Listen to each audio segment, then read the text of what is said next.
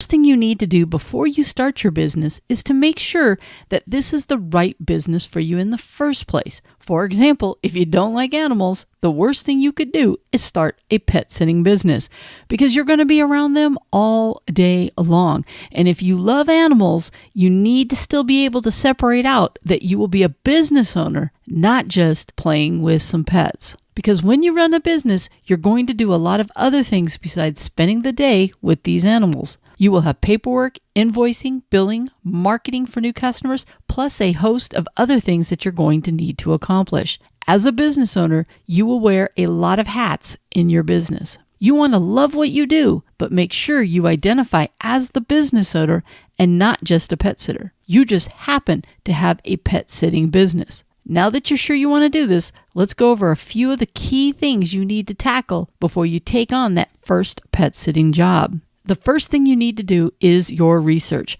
Keep in mind, research is so important because it is going to save you time and money, two of the most important things you have as a small business owner. We will highlight quickly what you should be researching. There are 3 key areas that you want to dive into: your competition, the legal requirements, as well as any of the monetary needs you're going to have. When researching your competition, you want to look at small, local competition, but also the larger, big box type of competitors. The first thing most people tend to do is they focus on what the competitors are doing poorly. And this is an easy one because we always want to point out what our competition does badly.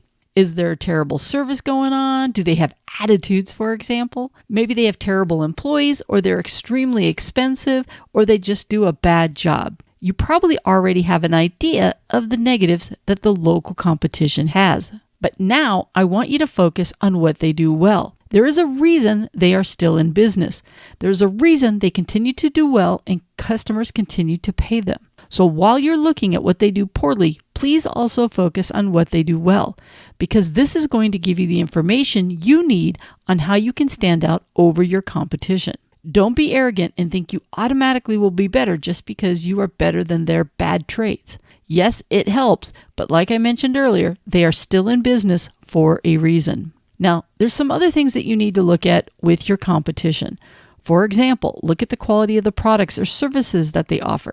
In your case, how long do they offer their services for? Do they do it by the hour? Do they do it for the day? Do they do overnights? There's all kinds of questions that you can ask. Do they do it from their home, or do they do it at the location? Do they go to people's houses, or do they have to bring the pets to them? Do they have pop-bys just to be able to give medicine to any animal that might be in need while the owner is working? Do they only do dogs and cats, or can they do horses, reptiles, or other pets that you're willing to do? This is going to help you determine if there is a gap in the market that you might be able to fill. You also need to look at their pricing. This will help you stay competitive.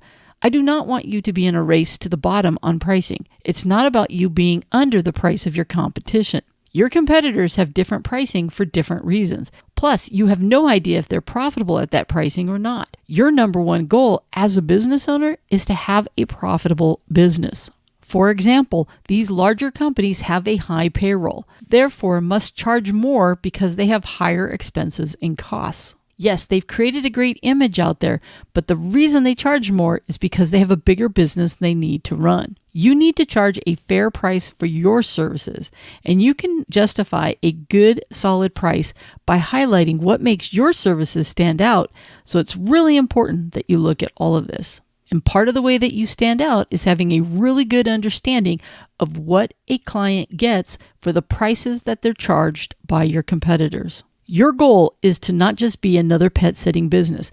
At the end of the day, you need to figure out what's the pain point you're going to solve for your customers and how are you going to stand out over this competition. For example, you are taking away the anxiety many pet owners have with leaving their fur babies at home alone while they are at work all day, or maybe off on vacation. Or maybe one of their pets has a medical need and they can't give them medicine while they're at work. You have the solution to this pain. This is the pain point that I'm talking about. This is where people are willing to hand over cash for you to solve the pain. Clarify the pain point you solve better than your competition and you will have a leg up. Now, another part of your research is to dive into the legal requirements. For example, are you going to run your business as an LLC, which is a legal entity where the company is actually owned by this LLC, or will you be doing it as a DBA, doing business as? This is where you're doing business as a sole proprietor, but under a business name. An LLC is a legal entity owning the company, whereas in a doing business as, you personally own the company. Either way, you're going to pay taxes on the entire thing. It's just that the LLC is going to give a little bit more protection in case something happens. Now, it's really important that you dive into your state requirement because I can give you all the advice in the world, but at the end of the day, each state determines the requirements if you have to be an LLC or if you can even do it as a DBA. And they each have different requirements as to what needs to be filed with the state as well. So please make sure that you are looking at your state requirements. The LLC, as I mentioned, offers more protection, but for many small business owners, a DBA is just fine. But just seek out a local attorney if you are unsure what is best for your business. I go into more detail on this in my Start a Small Business course found in the show notes. Now, some other legal requirements that you really need to dive into is what kind of licensing do you need to have? Do you have to have any permits? What kind of insurance are you going to need? There's all kinds of different legal requirements that you might need to operate your business. And these can vary by city, county, and state. So it's important that you make sure you go down to City Hall and find out what the requirements are for you locally, and then reach out to your local county and state for any other items you might have missed. For example, you might have one set of rules if you work from your home and another set if you go into other people's homes. Same with your insurance needs, by the way. Insurance coverage needs to make sure that it covers you for whichever scenario you are doing. Whatever you do, please make sure that you are meeting all the legal requirements for your business. So please make sure you look at licensing, permit, insurance, or any other thing else that you might be legally required to have. Now, a lot of people often ask, do you need a business plan? Well, yes and no. The first thing you have to understand is what a traditional business plan is typically used for. Normally, it is required if you're going to borrow money from a bank, SBA loan, or if you're going to buy a franchise. But this is not the case probably for your pet sitting business. The vast majority of people are just going to start the business and grow it as they earn more money. We call this bootstrapping. I still recommend that you do the exercise of creating one, although you don't need a formal one. And the reason is it allows you to take all of this research and plan out your business and answer some tough questions that you need to know. For example, how much money do you plan to make in your first year? What about your third year? What are going to be your costs of running your business? How do you plan to market your business? All kinds of good questions are prompted when you're writing a business plan. The questions in the business plan are going to help guide you to make sure that you don't miss anything in starting your business.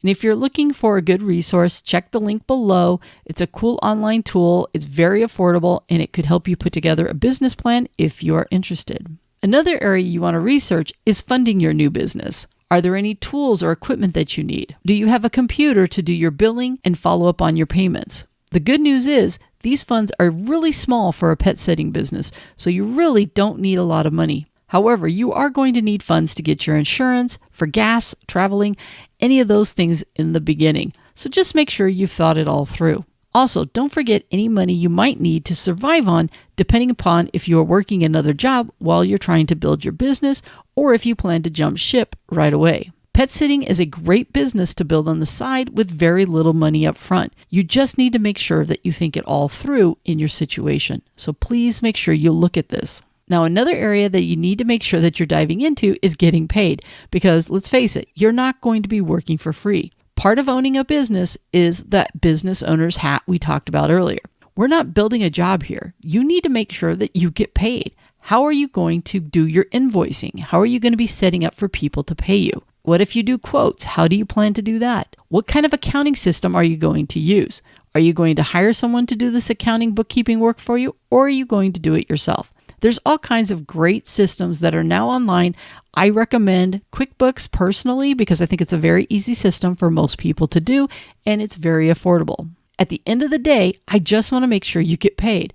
I watch so many small business owners mess this part up when they do it, and they forget to follow up on getting paid. I know it sounds crazy not to get paid, but believe it or not, they forget to send out the bill because they're so busy, or if it's not paid, they fail to follow up. You need to ask yourself questions like, are you going to take payment up front, or are you going to allow people to pay you afterwards? How are you going to handle it if someone doesn't pay? These are the things that you need to think about. Now, another part of your research before you open up your business is the marketing and branding, and you need to understand the difference.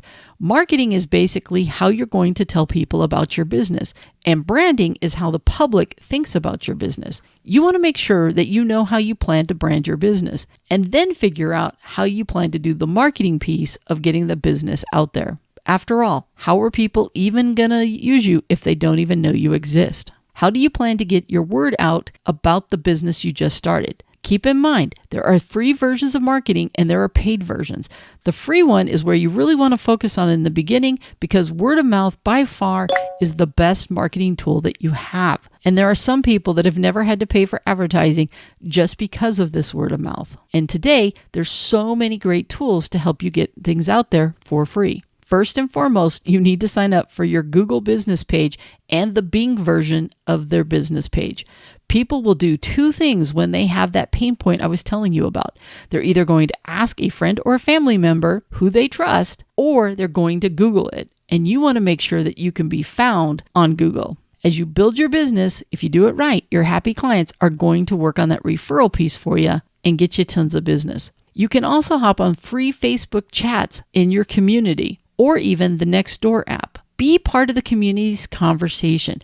Don't hit them over the head that you have a pet sitting business, but work it in naturally. If you're part of the community, people are going to be more likely to trust you.